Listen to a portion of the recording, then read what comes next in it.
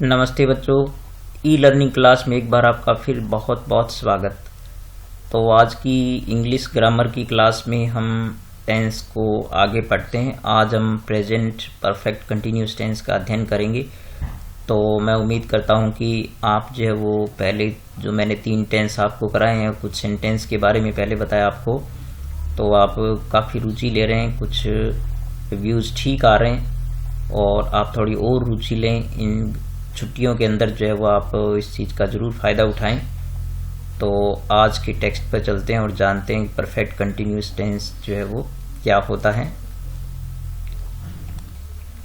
तो tense chart का जो चौथा चार्ट ये आपके सामने है। इससे पहले प्रेजेंट सिंपल का और प्रेजेंट कंटिन्यूस और प्रेजेंट परफेक्ट के चार्ट जो मैंने आपके लिए प्रस्तुत किए थे, तो मैं उम्मीद करता हूं कि आप उनको कॉपी में नोट जरूर कर रहे होंगे। आप इस प्रकार से अपने नोट्स तैयार कर लीजिए ताकि आपको भविष्य में ये चीज़ें बहुत काम आएगी।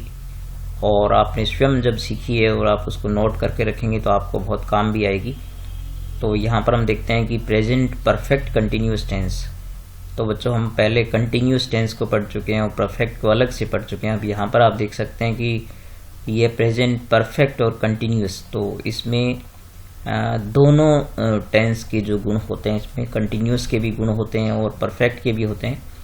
तो इस टेंस को जब हम परफेक्ट कंटिन्यूस टेंस इसलिए कहते हैं कि इसमें घटना जारी रहती है, तो इसलिए ये कंटिन्यूस भी हो गया। और इसमें परफेक्ट हम इसलिए कहते हैं कि इसमें कुछ कार्य पूर्ण हो चुका होता है और आगे जारी रहता है। तो इसको हिंदी में जो है वो वर्तमान काल का सतत अनवर्त काल भी इसको कहते हैं, या इसको जो है पूर्ण अनवर्त काल भी कहते हैं, ताकि कुछ भाग इसका पूरा हो चुका होता है और आगे जारी रहती है घटना। तो यहाँ पर जैसे एक वाक्य आप यहाँ पर देख रहे हैं कि मोहन 1 बजे से क्रिकेट खेल रहा है। तो आप यहाँ से जब इस वाक्य को गौर से देखेंगे तो आप ये पाएंगे कि मोहन 1 घंटे से क्रिकेट खेल रहा है। इसका मतलब 1 बजे से खेल रहा है, तो इसका मतलब वो कुछ तो 1 बजे से कुछ देर खेल चुका है और आगे भी अब खेल रहा है। इसका मतलब कुछ कार्य पूर्ण हो गया है और आगे अभी भी जारी है। तो इसलिए ये घटनाएं जो है वो इस प्रकार की होती है जिसमें कार्य का कुछ हिस्सा जो है पूर्ण हो चुका होता है और आगे घटनाएं जो है वो जारी रहती है। जैसे आप यहाँ पर देख लेंगे, इस टेंस का प्रयोग वर्तमान काल के ऐसे कार्यों के वर्णन में किया जाता है जिनमें किसी निश्चित समय बिंदु या समयावधि से कार्य जारी है, और इसे वास्तविक वर्तमान काल भी कहा जाता है।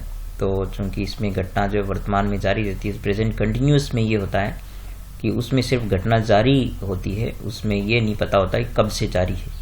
और यहाँ इसका समय भी दिया होता है, तो समय निश्चित बिंदु के रूप में हो सकता है या समय अवधि के रूप में हो सकता है। तो इस टेंस के वाक्यों की पहचान भी यही होती है कि इस टेंस के वाक्यों में भी रहा है, रही है, रहे हैं, रहा हूँ या रहे हो आते हैं, लेकिन साथ में समय भी होता है। जैसे आप यहाँ पर देख रहे हैं कि मोहन 1 बजे से खेल रहा है, तो इसमें ये चीज़ यदि सिर्फ वाक्य ये यूँ होता कि मोहन क्रिकेट खेल रहा है तो ये कंटिन्यूस होता, और अब जब 1 बजे से खेल रहा है तो ये बन गया आपका परफेक्ट कंटिन्यूस टेंस। ठीक है, तो आप इस चीज़ को अच्छी तरह नोट करें। और इसका जो कंस्ट्रक्शन है, इसका जो फॉर्मूला है, उसमें आप देख सकते हैं कि सब्जेक्ट है और उसके बाद हैज है, हेल्पिंग वर्ब जो परफेक्ट में आती है वही हेल्पिंग वर्ब होती है। और बीन यहाँ पर बच्चों ये वर्ब का पार्ट होता है। हेल्पिंग वर्ब सिर्फ इसमें हैज या हैव ही होती है, और फिर वर्ब में आईएनजी आती है क्योंकि ये कंटिन्यूस है, और फिर ऑब्जेक्ट हो गया। इसके बाद जो सिंस और फॉर का प्रयोग है वो होता है, उनमें से एक चीज़ आती है, वो मैं भी आपको बताऊंगा। और इसके बाद टाइम पॉइंट या फिर पीरियड यानी कोई समय बिंदु या फिर समय अवधि दी हो जाती है, और उसके बाद एटसेट्रा। तो यहाँ पर जब निगेटिव बनाएंगे तब हैज हैव के बाद नोट लगाएंगे, क्योंकि हेल्पिंग वर्ब के रूप में यहाँ पर सिर्फ हैज हैव ही है। और जब इंटरोगेटिव से आपको पता है कि हेल्पिंग वर्ब जो है सब्जेक्ट से पहले आ जाती है, तो ये हैज या have plus subject plus been, और यानी हैज हैव को हमने कर्ता से पहले लिख दिया और पीछे यहाँ पर प्रश्नवाचक चिन्ह लगा देंगे। इसी प्रकार जब प्रश्नवाचक नकारात्मक वाक्य बनेगा तो यहाँ पर जो बच्चों यहाँ पर नोट नहीं लिखा गया, तब तो यहाँ पर आप देख सकते हैं कि हैजव के बाद जो यहाँ पर नोट आएगा, नहीं सॉरी हैजव आएगा क्योंकि इंटेरोगेटिव है, फिर सब्जेक्ट फिर नोट आएगा। तो ये इंटेरोगेटिव निगेटिव सेंटेंस बन गया। और फिर क्वेश्चन में आप जानते हैं कि पहले क्वेश्चन वर्ड आता है, उसके बाद जो है वो हैजव यानी हेल्पिंग वर्ब होती है, फिर सब्जेक्ट होता है। तो ये कंस्ट्रक्शन जो है आप अच्छी तरह इनको लर्न कर लें, नोट कर लें अपनी कॉपी में। और ये चार्ट जो है वो सभी 12 टेंस के चार्ट अपनी कॉपी में आप नोट करके अच्छी तरह रखें। और अब इसके बाद हम देखते हैं इसके एडवर्ब्स जो हैं। तो इस टेंस के एडवर्ब्स ये होते हैं बच्चों। तो इसमें देखिए पहले सिंस आता है, यहाँ पर आप देख रहे हैं यहाँ पर सिंस। अब सिंस का प्रयोग जो है वो पॉइंट ऑफ टाइम के लिए होता है।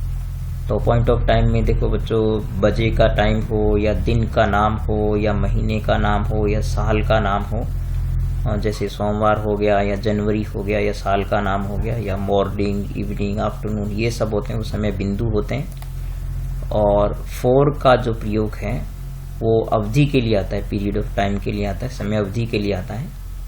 तो इसमें जैसे कुछ मोमेंट्स हो यानी पल हो या मिनट, घंटे, दिन, सप्ताह, माह, वर्ष की संख्या आती है जितने, ठीक है। तो इन सब में जो है वो फॉर का प्रयोग। इसके अलावा ऑल द टाइम हो साथ में, ठीक है, यानी ऑल प्लस टाइम हो, चाहे ऑल द डे हो, ऑल द वीक हो, ऑल द मंथ हो, ऑल द इवनिंग।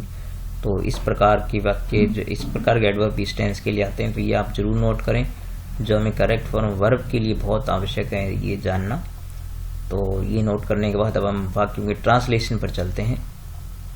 तो आज परफेक्ट कंटिन्यूअस टेंस जानने के बाद हम जो है वो पूरे प्रेजेंट के जो 4 हम टेंस कर चुके हैं उनके करेक्ट फॉर्म वर्ब के ये जो कुछ वाक्य भी मैं आपको भरना बताऊंगा और हम प्रैक्टिस करेंगे इसकी, लेकिन वो वीडियो के अंत में करेंगे। अभी पहले जो हम वाक्यों को ट्रांसलेट करना सीखते हैं। तो यहाँ बच्चों एक वाक्य जो मैंने यहाँ पर लिखा है, मोहन 1 बजे से क्रिकेट खेल रहा है। तो इस वाक्य को जो पहले हम अपने इस टेंस के अनुसार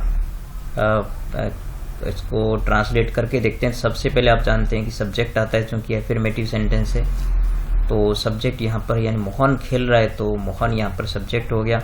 तो सबसे पहले हम लिखेंगे मोहन, और फिर आप देख सकते हैं कि इसमें बाद में हैज या है, तो मोहन सिंगुलर है, एक वचन है, इसलिए हैज आएगा।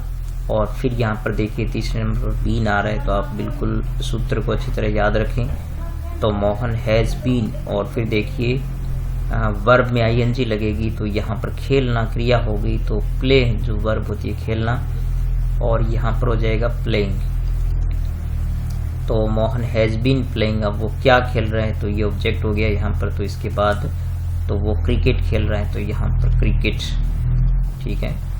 तो Mohan has been playing cricket. अब वो कितने बजे से खेल रहे हैं ये देखिए आप। तो इसमें 1 बजे से खेल रहे थे, 1 बजे का समय जो है वो पॉइंट ऑफ टाइम हो गया। तो फिर यहाँ पर इसके लिए प्रयोग किसका करेंगे, सिंस का, जो अभी हमने जाना था कि पॉइंट ऑफ टाइम के लिए सिंस का प्रयोग है। तो Mohan has been playing cricket since और 1 o'clock। तो इसमें देखिए यहाँ पर बजे के लिए इंग्लिश में इस प्रकार से लिखते हैं 1 o'clock।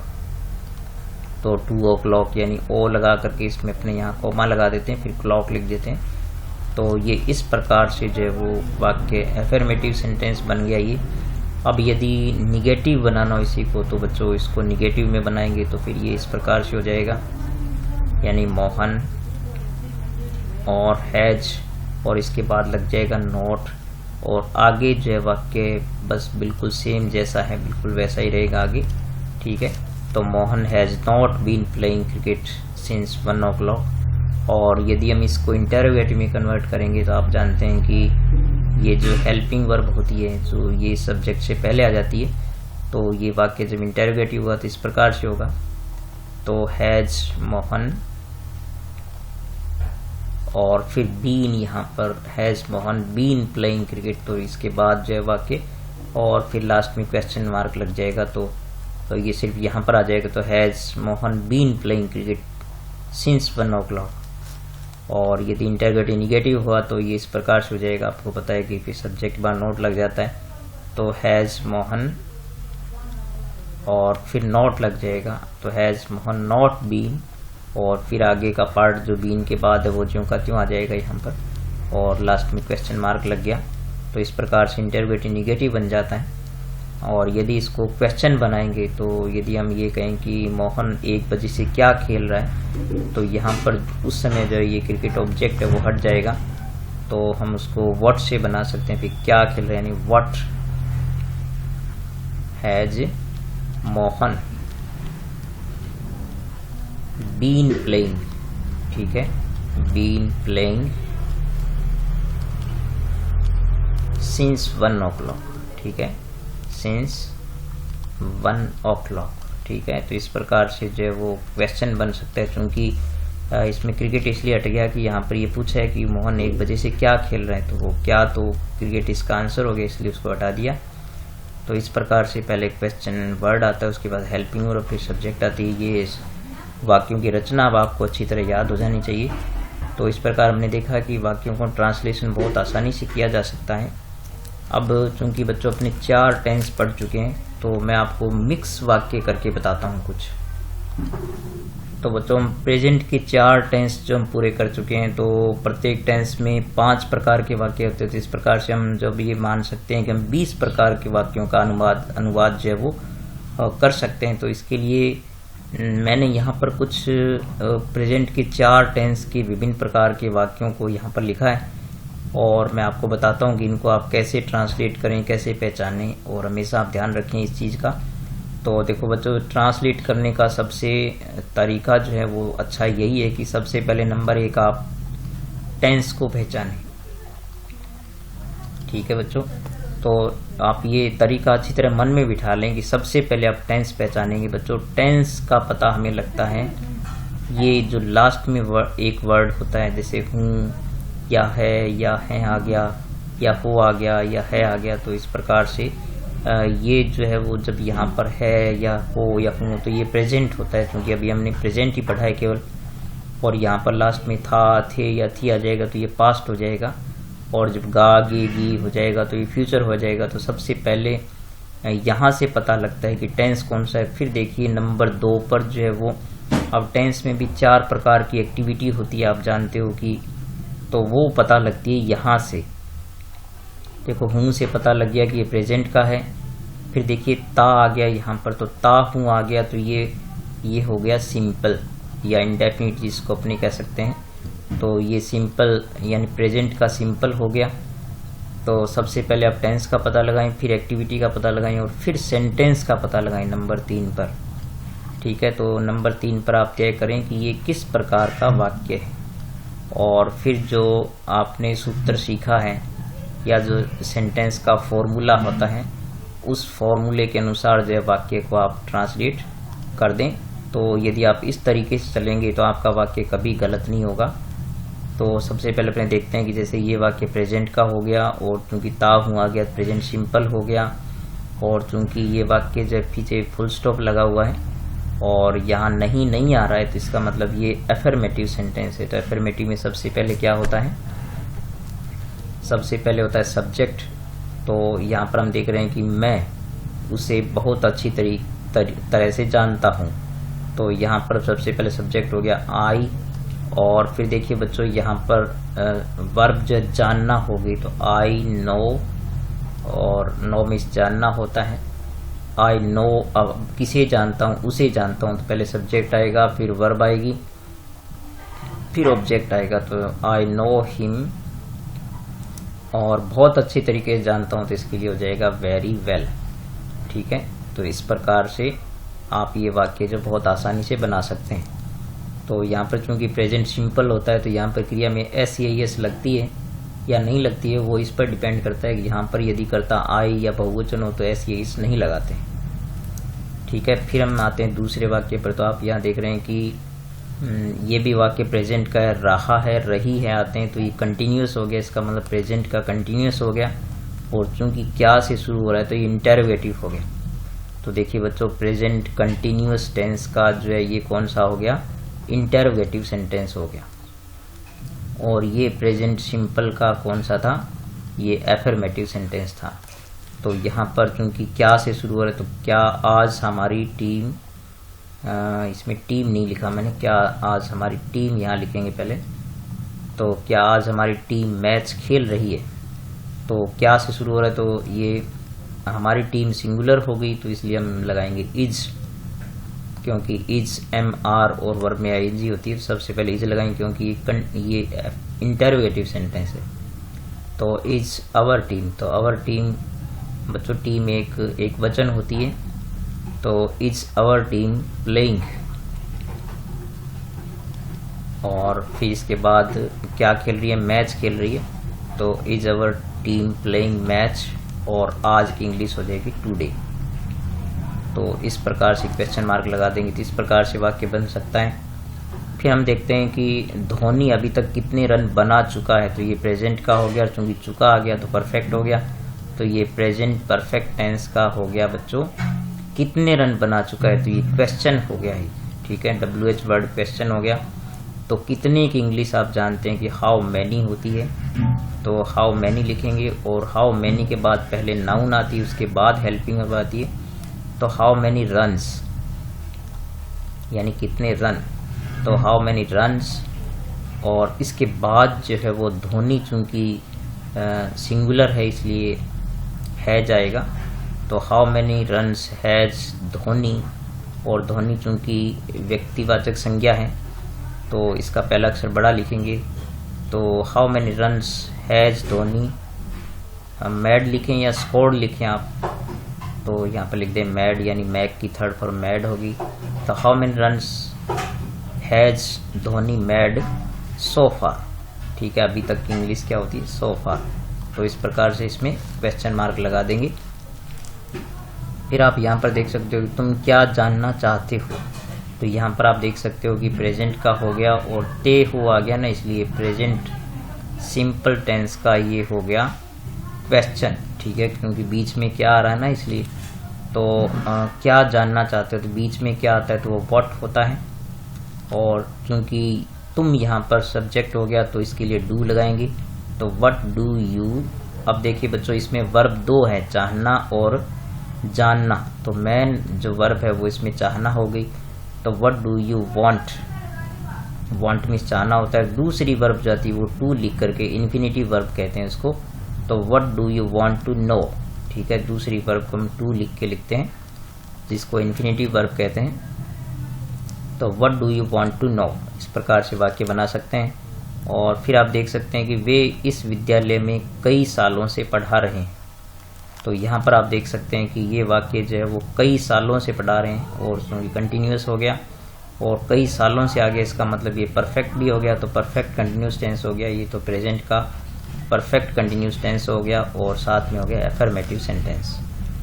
तो वे यहाँ पर क्या हो जाएगा, दे, तो दे और दे के साथ लगाएंगे हैव, जो अभी हमने थोड़ी देर पहले सीखा है कि हैज हैव और उसके बाद बीन आता है, तो दे हैव बीन, और पढ़ा रहे हैं इसका मतलब टीच, और टीच में लग जाएगी ING, तो दे हैव बीन टीचिंग, और इस विद्यालय में, तो यहाँ पर हो जाएगा इन दिस स्कूल, और फिर इसमें समय सूचक शब्द यानी जो चूंकि कई सालों से पढ़ा रहे हैं तो ये अवधि हो गई है, तो इसमें आ जाएगा फॉर मैनी ईयर्स, ठीक है, मैनी ईयर्स।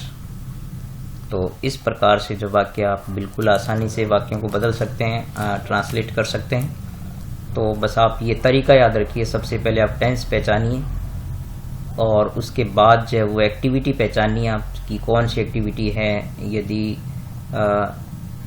सिंपल है या फिर कंटिन्यूअस है या परफेक्ट है या जो भी एक्टिविटी है, उसको फिर सेंटेंस देखिए किस प्रकार का है, और फिर फॉर्मूले के अनुसार जो है वो शब्दों का आप पिरो दीजिए, तो आपके वाक्य कभी गलत नहीं होंगे।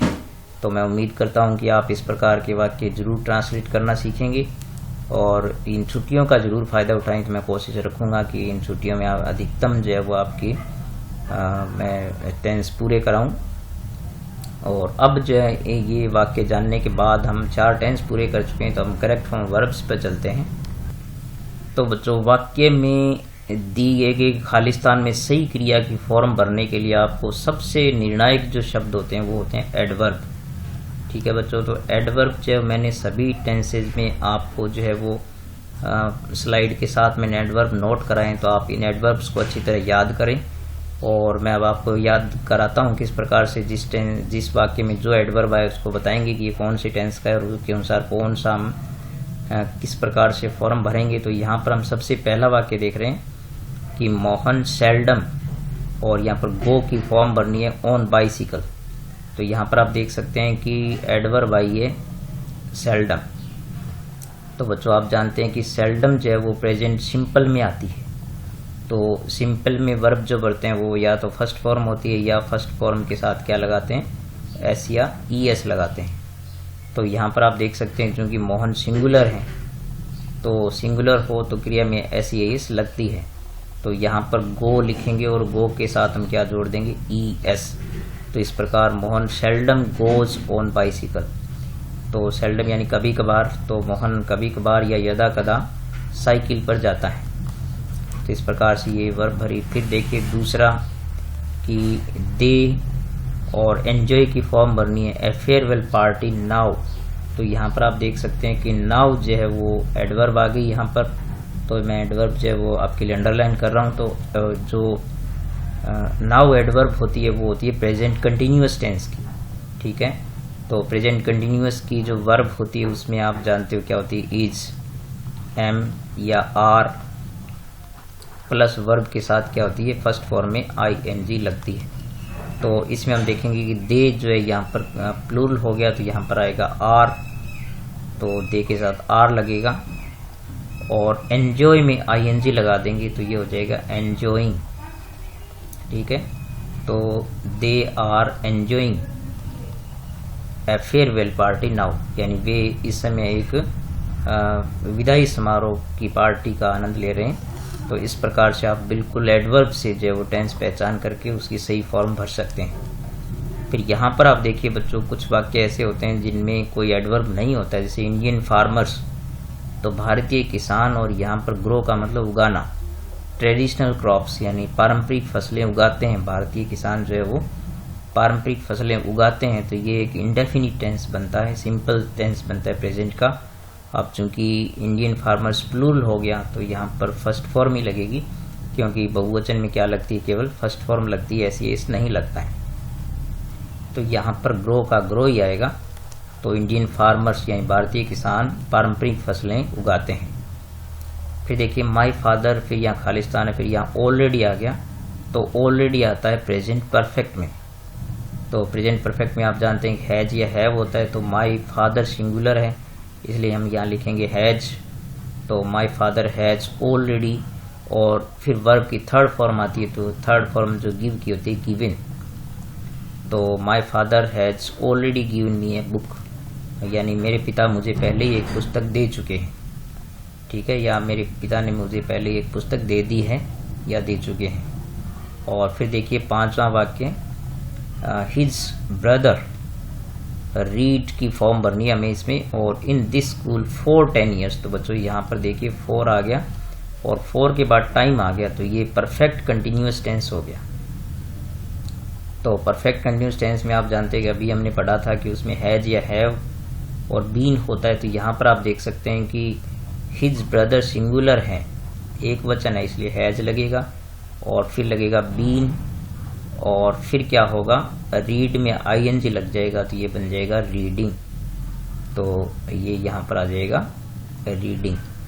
तो his brother has been reading in this school for 10 years, यानी उसका भाई इस विद्यालय में 10 साल से पढ़ रहा है। और फिर आप यहाँ पर देख सकते हैं कि पीछे क्वेश्चन मार्क लगा हुआ है, पहले खालिस्तान है तो ये इंटरोगेटिव सेंटेंस हो गया, पहले तो ये जाने आप। और फिर यहाँ पर है यू और फिर नो, यानी जानना, हिज नेम, यानी क्या तुम उसका नाम जानते हो। तो ये एक इंडेफिनिट हो गया, सिंपल टेंस हो गया प्रेजेंट का। तो यहाँ पर यू के साथ क्या लगेगा, डू लगेगा। तो डू यू, और फिर देखिए फर्स्ट फॉर्म ही आती है, तो do you know his name, क्या आप उसका नाम जानते हो।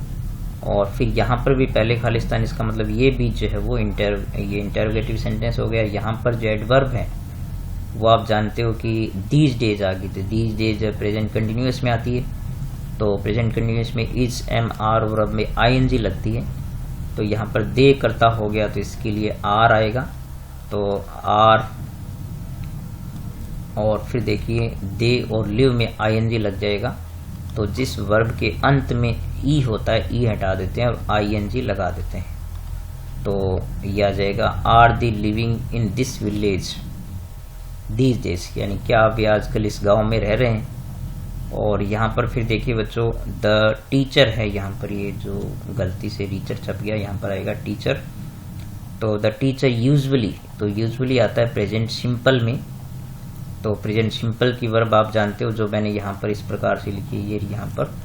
तो यहाँ पर चूंकि द टीचर सिंगुलर है, तो सिंगुलर में ऐसे ऐसे लगता है, तो स्टैंड में लग जाएगा एस, तो यहाँ पर बन जाएगा the teacher usually stands eight left side of the black board, यानी अध्यापक सामान्यतः ब्लैक बोर्ड के बाईं ओर खड़ा होता है।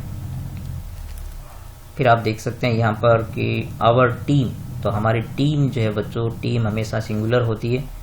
और सो फार देखिए बच्चों कौन से टेंस में आता है, प्रेजेंट परफेक्ट में आता है।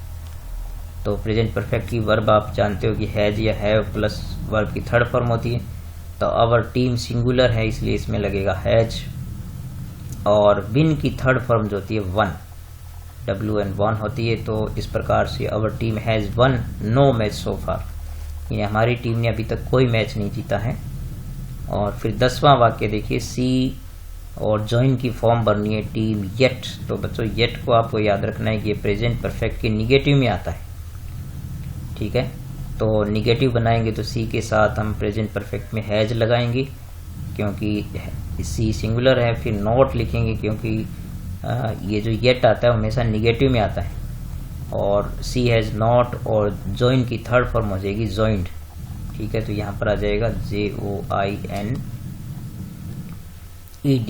तो she has not joined the team yet, यानी उसने अभी टीम को ज्वाइन नहीं किया है, या वो भी टीम में शामिल नहीं हुई है। तो इस प्रकार से मैंने आपको जो 10 ये सेंटेंस, उसमें एडवर्ब पहचान करके, और हर टेंस के अपने एडवर्ब्स होते हैं उनको पहचान करके, और किस प्रकार से क्रिया की सही फॉर्म भरते हैं। आपको टेंस की वर्ब्स जब याद होनी चाहिए, उनको लिख करके आप अच्छी तरह याद कर लीजिए। तो मैंने 10 वाक्य आपके लिए बताए हैं, और ये 10 वाक्य मैं आपके लिए छोड़ता हूँ यहाँ पर, जो लास्ट में 11 से लेकर के 20 तक। तो आप इनमें उसी प्रकार से सही फॉर्म भर करके और मुझे व्हाट्सएप पर सेंड करें। और जो भी बच्चे मुझे सेंड करेंगे, और सेंड करने के बाद आप मुझे कॉल ज़रूर करें, ताकि कॉल करने के बाद जो है वो आप अपनी कॉपी पास में रखें, तो उस समय जो है मैं आपको सही आंसर जो है बता पाऊँगा। तो ठीक है, आज के लिए इतना ही। अब हम 4 टेंस पढ़ चुके हैं, तो आगे के जो है वो टेंस की वीडियो शीघ्र ही मैं बनाता रहूँगा आपके लिए। तो आप इनको ज़रूर लाइक करें और वीडियो ज़रूर पूरा देखें, स्किप नहीं करें बच्चों, और ज़्यादा ज़्यादा शेयर करें। चैनल अभी आपने सब्सक्राइब नहीं किया तो सब्सक्राइब ज़रूर करें। तो ठीक है बच्चों, मिलेंगे नेक्स्ट वीडियो में, तब तक नमस्कार।